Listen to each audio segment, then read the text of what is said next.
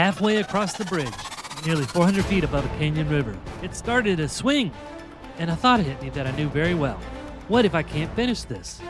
About 18 months earlier, I was asking the same question, with more than 100 pounds to lose, and I was nowhere near the other side. Let me back up a few hours. This is Zermatt, Switzerland. Everybody comes here looking up at the Matterhorn. Honestly, so did I. But 2 hikes here took me somewhere completely different. This is the first one, and nothing about the beginning prepares you for where it leads. The trail climbs from Furi through the trees. Quiet, shady, nothing about the trail hints at what's ahead. Then the trees open, and there it is. 300 feet of steel cable stretched across the gorge. From a distance, it looks like a thread. I stood there at the first step longer than I like to admit. And here's what I figured out standing there. The hardest part of this bridge isn't the middle, it's right here. Committing to something when you can't picture yourself on the other side. When I started losing the weight, I stood at the edge of something a lot bigger than this. More than 100 pounds to lose. I couldn't picture the other side of that either. Back then, I took the first step anyway. So I did it again. The start almost feels fine. You find a rhythm. That's the beginning of a health transformation too. You're committed, it's new, it's even exciting. Then comes the middle. Halfway across, the bridge started to move. A slow sway, not much, but enough. And the far side didn't look any closer than the side I'd left.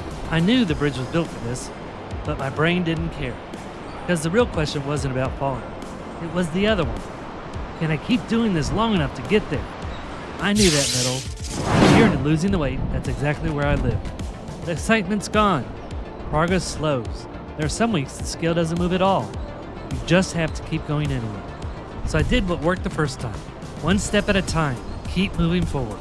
That's it. That's the whole secret I've got. And then, solid ground. I turned around and looked back at the thin line across the gorge. And here's the awesome part. It didn't look impossible anymore. But that river, 300 feet down below, carving through the rock the whole time I crossed. The next day, I met it again. Only this time, I wasn't above it. The Gorner Gorge sits just below Furi, right at the edge of Zermatt.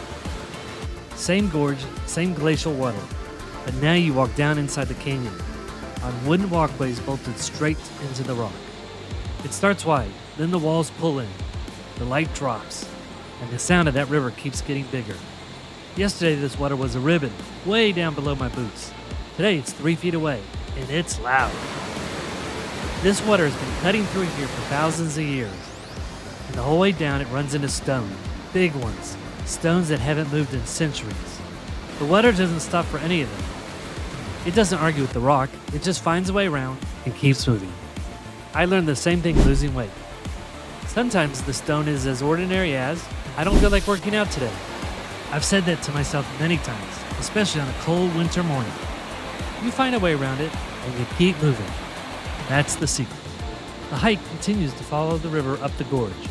It may not be the hardest hike, but being this close to that much moving water, you feel it in your chest. I took the route from Zermatt up into the gorge. The trail comes up out of the gorge on these stairs, and you hike back to Zermatt under the gondolas to the Matterhorn and Glacier Paradise.